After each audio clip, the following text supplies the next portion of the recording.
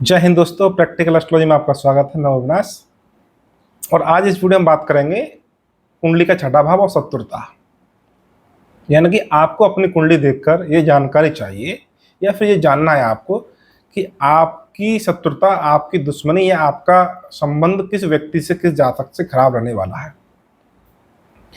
तो मुख्य रूप से कुंडली का छठा भाव जो होता है वो रोग, बाधा, समस्याएं, शत्रुता, रुकावट, इन सब का होता है। तो आपकी कुंडली में छठे भाव का स्वामी जिस भाव में बैठेगा, ये बड़ा ही स्थूल नियम मोटे मोटे तौर पे बता रहे हैं आपको कि आपकी कुंडली में छठे भाव का स्वामी जहां बैठेगा, जिस भाव से संबंध बनाएगा, उस भाव की वो हानि करेगा, उस भाव के जीव कारक से आपकी शत्रुता करेगा, उस भाव के जीव कारक को वो नुकसान पहुंचाएगा, रोगी बना देगा, बीमार कर देगा, या उससे अलगाव कर देगा, या उससे मिलने वाले सुख को वो कम कर देगा। जैसे कि कुंडली, आपकी कुंडली के सप्तम भाव जो होता है वो जीवन साथी का भाव होता है। तो यदि सप्तम भाव का स्वामी यदि छठे भाव में बैठ जाए, या छठे भाव का स्वामी सप्तम भाव में बैठ जाए और निर्बल होकर बैठे, पाप ग्रहों के प्रभाव में बैठे, कमजोर होकर बैठे, तब फिर जातक की कुंडली में सप्तम भाव का छठे भाव का संबंध बन जाएगा। तो इसके ये अर्थ निकलेंगे कि जातक का जीवन साथी या तो बीमार होगा, क्योंकि छठा भाव बीमार रोग का होता है, यानी कि जातक का जीवन साथी लंबे समय तक बीमार रहेगा, और या फिर जातक के जीवन साथी से संबंध बड़े खराब रहेंगे, मतभेद रहेंगे, विरोध रहेगा। इसका मतलब ये समझ सकते हैं शत्रुता रहेगी। हालांकि शत्रुता किस लेवल की होती है उसका अनुमान तो मंगल और केतु के आधार पर लगता है, लेकिन जब भी छठे भाव का संबंध और जो किसी भाव से बनेगा, उस भाव के जो जीव कारक है उससे जातक का मतभेद होता है, अवरोध होता है, या मान के चलिए शत्रुता ही समझिए वो होती है वहां पे। एक और उदाहरण बताएं आपको, जैसे कुंडली का पंचम भाव होता है और कुंडली के पंचम भाव का स्वामी यदि छठे भाव में बैठ जाए, या फिर छठे भाव का स्वामी यदि पंचम में बैठ जाए, तो मुख्य रूप से जातक का उसकी संतान से संबंध अच्छा नहीं रहता है।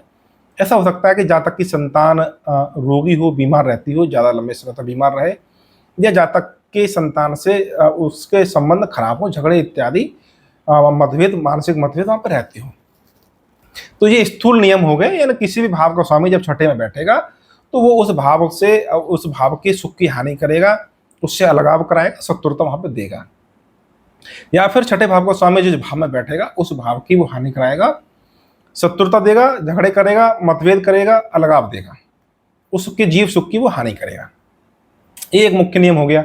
इसके साथ जो लग्नेश होता है पहले भाव का स्वामी, जिसकी कुंडली है वो उसका प्रतिनिधि होता है, तो लगने से जिस भाव के स्वामी से छठे आठवें का योग बनाए, या छठे आठवें के साथ साथ 2-12 का संबंध भी बनाए, तब जातक का उस व्यक्ति से विरोध रहता है।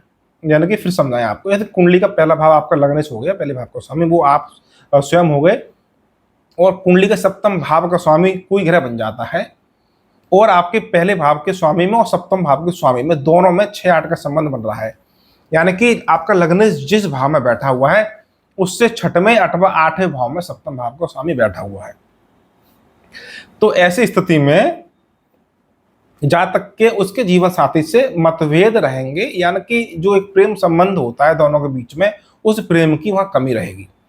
और इसके साथ साथ यदि किसी पुरुष की कुंडली है, किसी जातक की कुंडली है, तो लग्नेश के साथ साथ यदि आपके शुक्र जो स्त्री का कारक ग्रह भी है, वो भी यदि आपके लग्नेश से छठवें, अठवां, आठवें भाव में बैठ जाए, या 2-12 का संबंध बन जाए, क्योंकि सप्तम भाव का स्वामी तो छठे आठवें बैठा ही है, इसके साथ साथ आपका कारक शुक्र भी लग्नेश से छठे आठवें बैठ जाए, तो फिर ये और ज्यादा बली हो जाता है योग, और ज्यादा प्रभावशाली हो जाता है। फिर आप पक्के तौर पर कह सकते हैं कि ऐसे जातक का अपने जीवन साथी से विरोध रहेगा, मतभेद रहेगा, और कुंडली में कोई और स्थिति बन रही हो तो तलाक इत्यादि की नौबत वहां पे आ जाती है। और इसी योग को आप चंद्रमा से भी देख सकते हैं कि चंद्रमा जहां बैठा हो, चंद्रमा से छठवें, आठवें या 2-12 में बैठे हैं आपके सप्तम भाव के स्वामी और आपके शुक्र, तब भी ये योग और ज्यादा पक्का हो जाता है।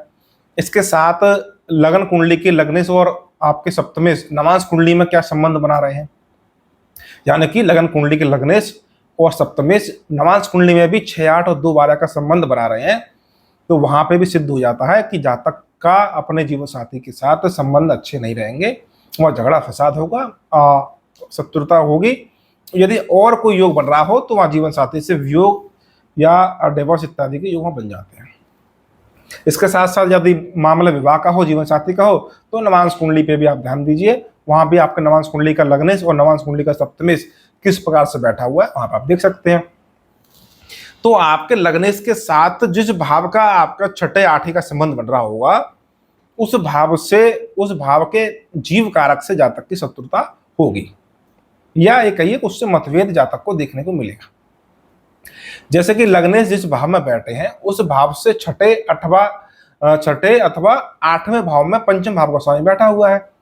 तो पंचम भाव मुख्य रूप से संतान का होता है, तो छठवें आठवें भाव में यानी लग्नेश जहां बैठा है, लग्नेश से छठवें और आठवें भाव में पंचम भाव का स्वामी बैठा हुआ है। तो इसका संकेत है कि भाई संतान से संबंध ठीक नहीं हो सकते हैं। और इसके साथ साथ यदि संतान के कारक ग्रह गुरु भी लग्नेश से छठवें अथवा आठवें भाव में बैठे हुए हैं, तो वहां भी अशुभ संकेत है, ये योग और ज्यादा प्रबल हो जाएगा। और जो हम लग्नेश से छठवें आठवें या 12वें भाव की स्थिति का आपका विश्लेषण कर रहे हैं, इसको आप लगन कुंडली लगन से भी देख सकते हैं। लगन यानी पहले भाव से किसी भाव का स्वामी छठवें आठवें 12वें में चला जाए और लग्नेश से भी छठे आठवें 12वें में चला जाए, उसका कारक भी छठवें आठवें 12वें में चला जाए लगन से अथवा लग्नेश से, तो फिर योग पक्का हो जाता है। तो फिर उस जीव की वहां पे जातक के साथ शत्रुता, हानि या नफरत या मतभेद वहां पे देखने को मिलेगा। जैसे कि आप समझेंगे कि बहुत से जातक होते हैं जिनका अपने पिता के साथ संबंध हमेशा खराब रहता है, पिता के साथ जातक के संबंध हमेशा खराब रहते हैं।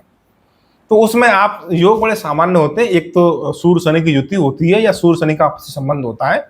जब भी जन्म कुंडली में सूर्य जो पिता के कारक ग्रह होते हैं वो पीड़ित होंगे शनि से, क्योंकि शनि सूर्य के पुत्र है। तो जब भी जन्म कुंडली में सूर्य और शनि का संबंध बनेगा युति या दृष्टि के आधार पर, तो जातक के एक सूत्र बन जाता है कि जातक के उसके पिता के साथ मतभेद होंगे।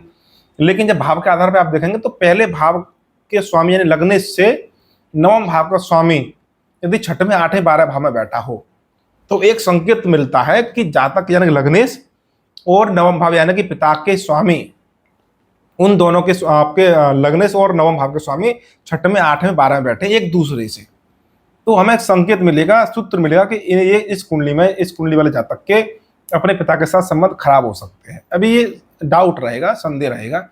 लेकिन इसके साथ साथ सूर्य जो पिता के कारक ग्रह है वो भी यदि आपकी लगन से छठवें आठवें 12वें में बैठ जाए अथवा लग्नेश से छठवें आठवें 12वें में बैठ जाए, तब यह योग पक्का हो जाता है कि अब क्योंकि भाव का स्वामी और भाव का कारक दोनों ही लगन अथवा लग्नेश से छठवें आठवें 12वें बैठे हैं, तो इसका संबंध है कि जातक का जो ग्रह स्वामी छठवें आठवें 12वें में बैठा है, जो कारक छठे आठवें 12वें में बैठा है, उसके जीव सुख की हानि होगी, उसके जीव कारक से जातक के संबंध खराब होंगे।